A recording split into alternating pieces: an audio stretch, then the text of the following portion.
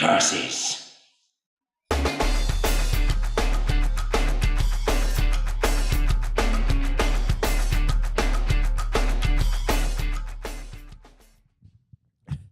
Hi, hello. Welcome to the forum this week. Thanks to Fesamu for looking after the show whilst I was away. Just don't get mixed up in mermaids. It's just not worth it. Anyway, in my absence, he did a great job. And there were some great shows on last week, starting out with Miles Hunt on Thursday. Support there from American Knuckles and Nuclear Fallout. Great show. Everybody had a great time there for that one. On the Friday, Donna Oxford and their backing singers were here with Standard Lamp supporting. Usually, just a belter. They always have a belter when they come down here.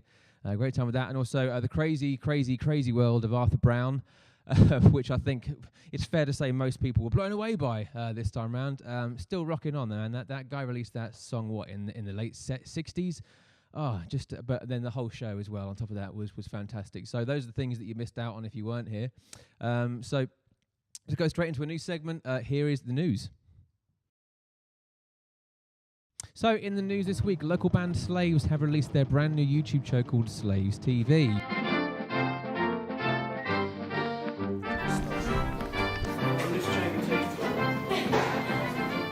The Burritons, Mark and Charlotte, have announced a single launch show for the 21st of November here at the Forum. Long is the road we wait,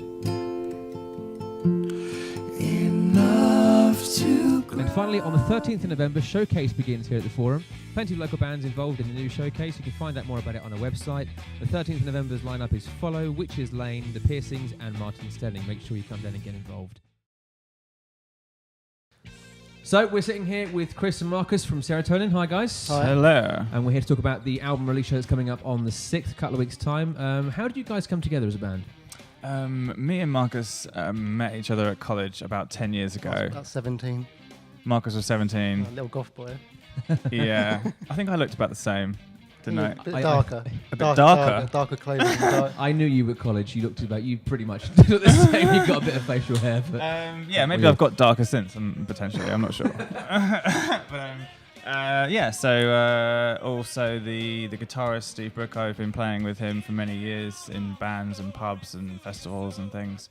And Jamie Carey, the drummer, we were in the same band with Steve, and we used to play with you in back in the day, obviously. So and Josh Campbell, the bass player, we're fantastic. Known Jim for years. Yeah, he's known Jim for years, Yeah. so we're really lucky to have him in the band, Yeah. and it's a good amalgamation of different talents and luck and perseverance. I think, I've known you personally, obviously, for over a decade now, and you say we sort of moulded ourselves through jam nights, and that's the same for Jim and Jamie, and also for Steve as well. And so that was quite important, sort of the formation of the band, sort of playing those pub nights, those jam nights, and for yourself maybe. Well, it well, wasn't for Marcus. me. I was sort of, when I left college at 17, you didn't see me for about 6 years. Marcus was in a metal band called Crimson Tears. Yeah. And they a band did- called Tamara as well. And in a band called Tamara, and you were doing quite well, weren't you? Yeah, they got signed to Candlelight Records. That's quite cool. Okay. Yeah. So Marcus has been playing quite a long time.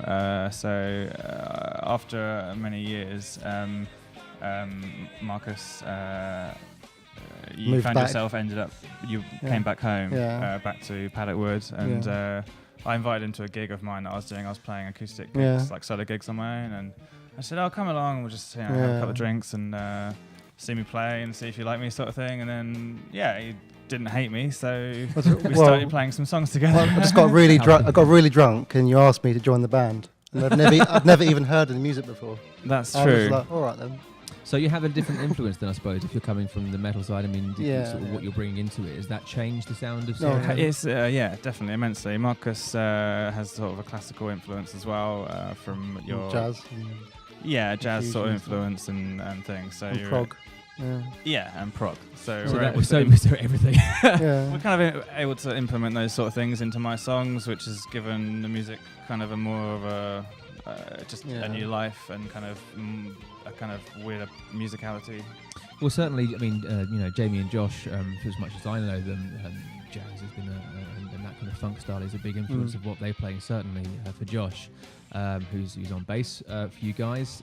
So you feel like the sound has evolved as members have come in and sort of changed it, and up to this album, which is here, which is the one you're releasing, which you can take a look at that there. So this is going to be available at the show.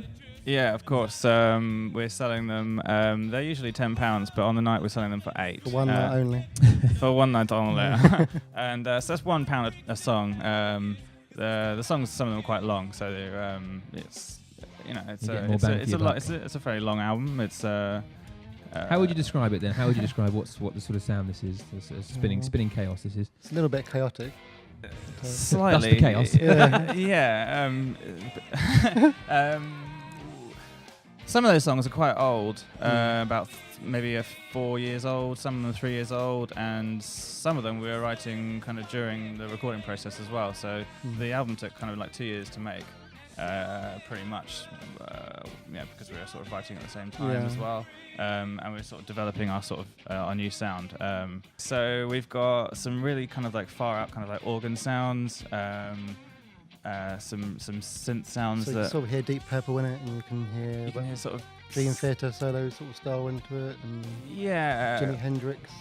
And Steve is a very talented guitar player, and he's able to create some sounds that we can never imagine, kind of thing, with his guitar. So I write songs, based around kind of my sort of chord progressions and things, and then the guys sort of lock onto that and come up with their own interesting things and arrangements around it. We're happy with how it for all you guys to bring ideas together. So we're quite happy with how it's sounding now, and what we're sort of expressing sort of lyrically, surrounded by this kind of weird kind of hooky music in a way. Yeah, cool. We've started writing new stuff as well, haven't we? That's all. Yeah, we've got a couple of new together. songs on the go and stuff, so we might be able to pull one new song out on our album launch night. The band haven't even heard it yet, but that might not be an issue. We don't know yet. So the show is coming up on the 6th of November, and so it's a 4-band bill. Who else have you got playing on the night? We've got the fabulous Creatures of Habit. They're a really fun band. Get here for them because they're on first, and you won't want to miss them. Yeah, the second band we've got Wheels. Great rock and roll. I love them. Yeah, great band featuring Mark Brereton on guitar and all the rest of them. Yeah, great musicians. And then we're going to do a set. We've got some psychedelic bubble oil lights for the gig, which I've organised and managed to get. So we're gonna just drown the stage in lights some and strobe as well. We're going to try and get a strobe. I couldn't imagine a show that you guys would play without those sorts of things, to be honest. So that sounds right up your street. It's going to hopefully completely go off in here, and then and we'll hopefully leave all that sort of stuff on for Code Marlis. And he's going to finish the night off and give CJ's here as well. Excellent. Yeah. Oh, brilliant. Cool. He's going to pretty much play, I think, for as long as he likes, and until for as long as he can, until we kick him out. Until we can go, until we can. Gives us a chance to party as well, doesn't it? After. Yeah, that's always important. It is a party because it's a celebration of of what we've managed to create. So you guys get a chance to play, and then you go and hang out with everybody, and CJ can sort of bring the night to the top, and then and to a close thereafter. So rather than just going home. Yeah, we don't want to go home. Yeah, it's going to last for as long as it can. It could be a late one then. Yeah. It's early, probably the next day. Cool. We'll see. Okay. Well, that's great. Well, thanks for coming on the show. Looking forward to it. So the show is on the 6th of November. As I say, 4-band bill there. So you say starting off with the Creatures of Habit. We're on there. Wheels, yourselves, and then CJ from Code Marlis, who does the eclectic stuff there for us, will also be doing a set just after these guys have finished playing. So the album will be on sale. The lights will be going mental. It's going to be a great night, and we'll see you guys there. Yeah. Great. Doors open at 7:30. 7:30. Cheers, guys. Thank you. Thank you for having us. No worries. Cool, man. Great to speak to some old friends there in Sarah Tonin. Their album launch on the 6th is going to be a show not to miss. Coming up this week, though, this Friday, finally, the Halloween show is here. Disgraceland and Disorder.